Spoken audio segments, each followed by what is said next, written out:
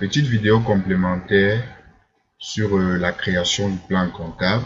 Dans la création comptable, comme nous l'avons vu, il est possible de mettre certains comptes en sommeil ou pas. Donc, nous allons ouvrir le compte fournisseur. Pour mettre en sommeil, nous venons dans Paramètres, mettre en sommeil. Je l'ai déjà montré. Une fois que vous avez activé ici, c'est-à-dire une fois que vous avez mis le compte tiers en sommeil, lorsque nous allons revenir, nous constatons que là directement sur les comptes actifs, le compte fournisseur n'apparaît plus. Si nous cliquons sur sommeil, le compte fournisseur apparaît. Donc ici, ça est un filtre permettant d'afficher les comptes actifs ou encore les comptes en sommeil. Donc ça peut être pertinent dans votre cas d'après vos besoins. Donc on va décocher. Voilà. La deuxième remarque que je voudrais apporter, soyez attentif au niveau de la barre d'état. On va voir s'afficher à ce niveau la date de création du compte. Alors si je double-clique sur le même compte en question, nous voyons ici créer le 4/5/2017. Donc ici ça vous affiche la date de création du compte en question, du compte général. Ça vous affiche sa date de création.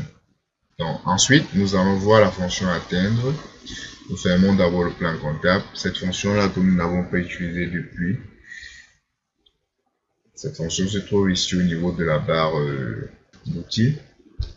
Nous cliquons sur atteindre. Alors nous voulons atteindre quoi? Nous pouvons sélectionner soit le plan tiers, soit les collaborateurs, soit les postes budgétaires, soit le plan reporting, ça dépend. Donc, nous pouvons également changer le champ, soit mettre numéro ou abrégé.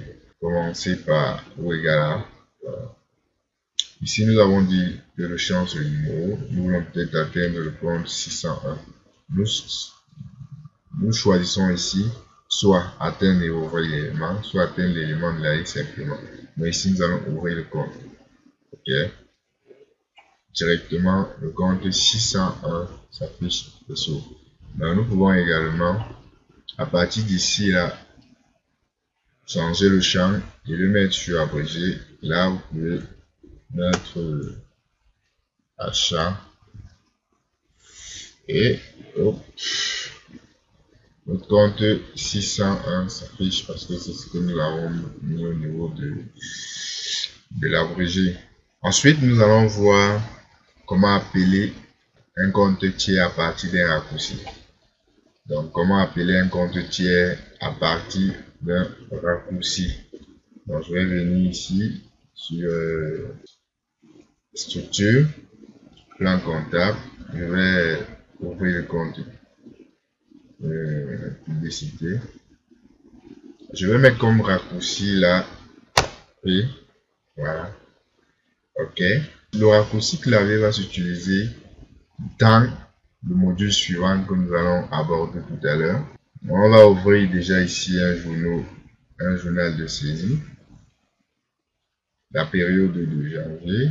Juste un exemple. Alors ici, il est possible de faire appel directement au raccourci clavier en appuyant la touche ou les touches CTRL SHIFT. Nous avons mis P par le compte publicité qui apparaît directement. Donc, nous allons l'effacer. Il est également possible de faire joindre ou bien de rattacher à chaque compte général les comptes tiers. Je pense que nous l'avons vu dans la formation. Donc ici, nous allons voir le compte 601, rattachement des comptes, ok, ici. Ouais, les comptes généraux, généralement, on ne rattache pas les comptes tiers.